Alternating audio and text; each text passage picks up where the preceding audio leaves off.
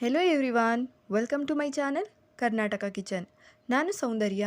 ಇವತ್ತಿನ ವಿಡಿಯೋದಲ್ಲಿ ನುಗ್ಗೆಕಾಯಿನ ಬಳಸ್ಕೊಂಡು ಒಂದು ಸಿಂಪಲ್ ಆಗಿರುವಂಥ ನುಗ್ಗೆಕಾಯಿ ಮಸಾಲ ಗ್ರೇವಿನ ಯಾವ ರೀತಿಯಾಗಿ ಮಾಡೋದು ಅಂತ ಹೇಳ್ಬಿಟ್ಟು ತೋರಿಸ್ಕೊಡ್ತಾ ಇದ್ದೀನಿ. ಈ ಗ್ರೇವಿ ಅಂತೂ ರೊಟ್ಟಿ, ಚಪಾತಿ, ಅನ್ನ, ಪೂರಿ ನೀವು ಯಾವುದ್ರ ಜೊತೆನಾದರೂ ಕಾಂಬಿನೇಷನ್ ಮಾಡ್ಕೊಳ್ಬೋದು, ಅಷ್ಟು ಚೆನ್ನಾಗಿರುತ್ತೆ. ಇದನ್ನು ಮಾಡೋದಕ್ಕೋಸ್ಕರ ಒಂದು ಮಿಕ್ಸರ್ ಜಾರ್ಗೆ 1 ಟೀ ಸ್ಪೂನ್ ಆಗುವಷ್ಟು ಮೆಣಸು, ಹಾಗೆ 1 ಟೇಬಲ್ ಸ್ಪೂನ್ ಆಗುವಷ್ಟು ಧನಿಯಾ ಬೀಜ, ಹಾಗೆ 1 ಟೀ ಸ್ಪೂನ್ ಆಗುವಷ್ಟು ಜೀರಿಗೆ, ಒಂದು ಅರ್ಧ ಟೀ ಸ್ಪೂನ್ ಆಗುವಷ್ಟು ಸೋಂಪು.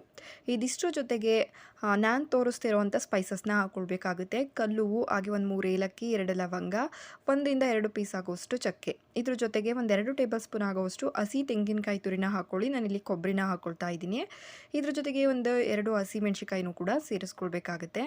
ಹಾಗೆ ಒಂದು 10 ನಿಮಿಷ ನೆನೆಸಿರೋವಂಥ ಒಂದು 10 ಪೀಸ್ ಆಗುವಷ್ಟು ಗೋಡಂಬಿ, ಒಂದು ಅರ್ಧ ಟೀ ಸ್ಪೂನ್ ಆಗುವಷ್ಟು ಗಸಗಸೆ. ಇದನ್ನು ಒಂದು 10 ನಿಮಿಷ ನೆನೆಸ್ಕೊಂಡು ಸೇರಿಸ್ಕೊಂಡು ರುಬ್ಬೋದಕ್ಕೆ ಎಷ್ಟು ನೀರು ಬೇಕು ನೋಡಿಬಿಟ್ಟು ಫೈನ್ ಪೇಸ್ಟಾಗಿ ರುಬ್ಕೊಳ್ಬೇಕು. ನೋಡ್ತಾ ಇದ್ದೀರಲ್ಲ, ಈ ರೀತಿಯಾಗಿ ಫೈನ್ ಪೇಸ್ಟಾಗಿ ನಾವು ನುಣ್ಣಗೆ ರುಬ್ಕೊಳ್ಬೇಕಾಗುತ್ತೆ. ನಂತರ ಇಲ್ಲಿ ಒಂದು ಕುಕ್ಕರ್ಗೆ 3 ಇಂದ 4 ಟೇಬಲ್ ಸ್ಪೂನ್ ಆಗುವಷ್ಟು ಎಣ್ಣೆನ ಹಾಕ್ಕೊಳ್ಬೇಕು. ಎಣ್ಣೆ ಬಿಸಿ ಆದಮೇಲೆ 1-2 ಪಲಾವ್ ಎಲೆ, ಹಾಗೆ ಮೀಡಿಯಮ್ ಸೈಜ್ದಾದರೆ 2 ಈರುಳ್ಳಿ, ಹಾಗೆ ಚಿಕ್ಕದಾದರೆ ಒಂದು 3 ಈರುಳ್ಳಿನ ಸಣ್ಣದಾಗಿ ಸ್ಲೈಸ್ ಮಾಡಿಬಿಟ್ಟು ಸೇರಿಸ್ಕೊಂಡು ಈ ಈರುಳ್ಳಿ ಪೂರ್ತಿ ಸಾಫ್ಟ್ ಆಗೋವರೆಗೂ ಕೂಡ ಎಣ್ಣೆಯಲ್ಲಿ ಚೆನ್ನಾಗಿ ಫ್ರೈ ಮಾಡ್ಕೊಳ್ಬೇಕಾಗುತ್ತೆ. ನೋಡಿ, ಈ ರೀತಿಯಾಗಿ ನಮಗೆ ಪೂರ್ತಿಯಾಗಿ ಸಾಫ್ಟ್ ಆಗಬೇಕು ಈರುಳ್ಳಿ ಅನ್ನೋದು. ಇವಾಗ ಇದಕ್ಕೆ 1 ಟೀ ಸ್ಪೂನ್ ಆಗುವಷ್ಟು ಶುಂಠಿ ಬೆಳ್ಳುಳ್ಳಿ ಪೇಸ್ಟ್ ಕೂಡ ಹಾಕ್ಕೊಳ್ಬೇಕು. ಹಾಕ್ಕೊಂಡಿದ್ದಾದಮೇಲೆ ಇದಕ್ಕೆ ಒಂದು ಹಸಿಮೆಣಸಿಕಾಯಿ ಮಧ್ಯಕ್ಕೆ ಸಣ್ಣದಾಗಿ ಕಟ್ ಮಾಡಿಬಿಟ್ಟು ಸೇರಿಸ್ಕೊಳ್ತಾ ಇದ್ದೀನಿ. ಹಾಗೆ ಸ್ವಲ್ಪ ಕರಿಬೇವು, ಮೀಡಿಯಮ್ ಸೈಜ್ದು 2 ಟೊಮೊಟೊ ಹಣ್ಣಾಗಿರೋ ಅಂಥದ್ದನ್ನು ತೊಗೊಂಡಿದ್ದೀನಿ. ಇದ್ರ ಜೊತೆಗೆ ಸ್ವಲ್ಪ ಪುದೀನ, ಹಾಗೆ ಕೊತ್ತಂಬರಿ, ಹಾಗೆ ನಮಗೆ ಟೊಮೊಟೊ ಅನ್ನೋದು ಬೇಗ ಸಾಫ್ಟ್ ಆಗಬೇಕು ಅಂದರೆ ಸ್ವಲ್ಪ ಉಪ್ಪನ್ನು ಕೂಡ ಸೇರಿಸ್ಕೊಳ್ಬೇಕಾಗುತ್ತೆ. ಇದಿಷ್ಟನ್ನು ಹಾಕ್ಕೊಂಡಿದ್ದಾದಮೇಲೆ ಚೆನ್ನಾಗಿ ಸಾಫ್ಟ್ ಆಗೋವರೆಗೂ ಕೂಡ ಟೊಮೊಟೊ ಅನ್ನೋದು ಫ್ರೈ ಮಾಡ್ಕೊಳ್ಬೇಕು.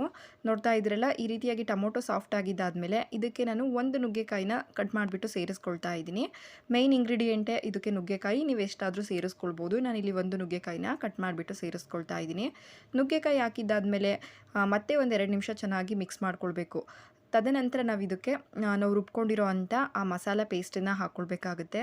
ಇದನ್ನು ಹಾಕ್ಕೊಂಡು ಸ್ವಲ್ಪ ನೀರನ್ನು ಹಾಕ್ಕೊಂಡು ಒಂದು ಸಲ ಚೆನ್ನಾಗಿ ಮಿಕ್ಸ್ ಮಾಡ್ಕೊಳ್ಳೋಣ. ಮಸಾಲೆನ ಹಸಿ ಹಾಕಿರೋದ್ರಿಂದ 1-2 ನಿಮಿಷ ನಾವು ಇದನ್ನು ಚೆನ್ನಾಗಿ ಎಣ್ಣೆನಲ್ಲೇ ಈ ರೀತಿಯಾಗಿ ತಿರುಕೊಳ್ಬೇಕಾಗುತ್ತೆ. ನೆಕ್ಸ್ಟು ನಮಗೆ ಗ್ರೇವಿ ನೋಡಬೇಕು. ನೀವು ಯಾವ ರೀತಿಯಾಗಿ ಬೇಕು ಅಂತ ಹೇಳ್ಬಿಟ್ಟು ನೀವು ಮಾಡ್ಕೊಳ್ಬೇಕಾಗುತ್ತೆ. ತುಂಬ ಗಟ್ಟಿ ಇದ್ದರೆ ಚೆನ್ನಾಗಿರೋದಿಲ್ಲ, ಅಥವಾ ತುಂಬ ಸಾಂಬಾರು ಥರ ತಳವಾಗಿ ಕೂಡ ಮಾಡ್ಕೊಳ್ಬಾರ್ದು.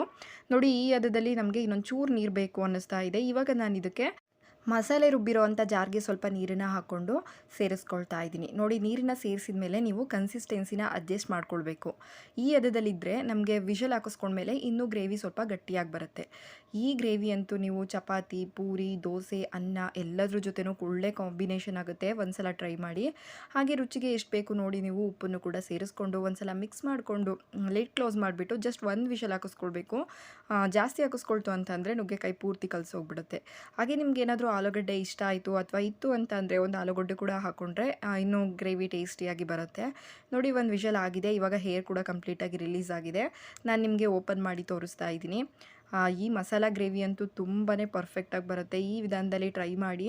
ನೋಡ್ತಾ ಇದ್ರಲ್ಲ, ಎಷ್ಟು ನಾರ್ಮಲಾಗಿ ಗ್ರೇವಿ ನಮಗೆ ಕರೆಕ್ಟಾಗಿ ಬಂದಿದೆ. ನೀರು ಕೂಡ ಜಾಸ್ತಿನೂ ಆಗಬಾರ್ದು, ಹಾಗೆ ತುಂಬ ಗಟ್ಟಿಯಾಗಿ ಕೂಡ ಆಗಬಾರ್ದು. ನೋಡ್ತಾ ಇದ್ರಲ್ಲ, ಈ ಹದದಲ್ಲಿ ಇರಬೇಕಾಗುತ್ತೆ. ಹಾಗೆ ಈ ಗ್ರೇವಿ ಅಂತೂ ಇದೇ ಕಲರ್ ಇರುತ್ತೆ. ನಾವು ಇದಕ್ಕೆ ರೆಡ್ ಚಿಲ್ಲಿ ಅಥವಾ ಖಾರದ ಪುಡಿ ಯೂಸ್ ಮಾಡಿಲ್ವಲ್ಲ, ಹಾಗಾಗಿ. ನೋಡಿದ್ರಲ್ಲ, ಎಷ್ಟು ಸಿಂಪಲಾಗಿ ಮಾಡ್ಕೊಳ್ಬೋದು ಅಂತ ಹೇಳ್ಬಿಟ್ಟು. ಕೊನೆಯದಾಗಿ ಸ್ವಲ್ಪ ಕೊತ್ತಂಬರಿ ಸೊಪ್ಪನ್ನು ಹಾಕ್ಕೊಂಡು ಒಂದು ಸಲ ಮಿಕ್ಸ್ ಮಾಡ್ಕೊಳ್ತು ಅಂತ ಅಂದರೆ ನಮಗೆ ನುಗ್ಗೆಕಾಯಿ ಮಸಾಲ ಗ್ರೇವಿ ರೆಡಿ ಆಗಿಬಿಡುತ್ತೆ. ಚಪಾತಿ ಜೊತೆ, ಪೂರಿ ಜೊತೆ ಎಲ್ಲಾದರೂ ಕೂಡ ಒಂದು ಒಳ್ಳೆ ಕಾಂಬಿನೇಷನ್ ಆಗಿರುತ್ತೆ. ನೀವು ಕೂಡ ಈ ವಿಧಾನದಲ್ಲಿ ಟ್ರೈ ಮಾಡಿ. ಹಾಗೆ ಗ್ರೇವಿ ಹೇಗೆ ಬಂತು ಅಂತ ಹೇಳ್ಬಿಟ್ಟು ಕಮೆಂಟ್ ಸೆಕ್ಷನಲ್ಲಿ ಕಮೆಂಟ್ ಮಾಡಿ ತಿಳಿಸಿ. ಹಾಗೆ ಈ ನುಗ್ಗೆಕಾಯಿ ಮಸಾಲ ನಿಮಗೇನಾದರೂ ಇಷ್ಟ ಆಗಿದ್ದರೆ ಲೈಕ್, ಶೇರ್, ಕಮೆಂಟ್ ಮಾಡೋದನ್ನ ಮರಿಬೇಡಿ. Thank you for watching.